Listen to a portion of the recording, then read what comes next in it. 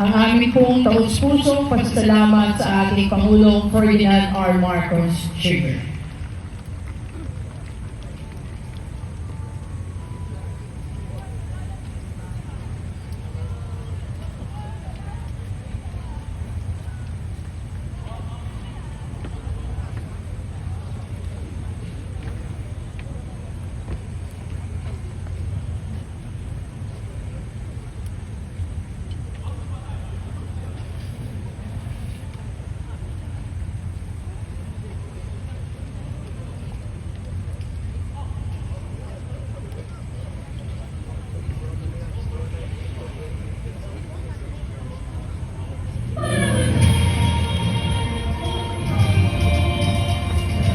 Dito po nagtatapos ang kabuuan ng ating seremonya ngayong umaga kaugnay ng ika-127 anibersaryo ng Proklamasyon ng Kalayaan ng Pilipinas.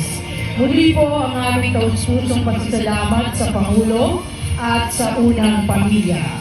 Nais din po namin ipaabot ang pasasalamat sa lahat ng dumalo at nakiisa maging sa mga nasa kanilang tahanan at sumubaybay sa social media. Manatili po tayong ligtas, pangalagaan ng ating kalusugan at sumahati lahat ang pagpapala ng dakilang lumikha. Mabuhay ang kalayaan, mabuhay ang Republika ng Pilipinas. Isang mapagpalang umaga po ang sumahating lahat.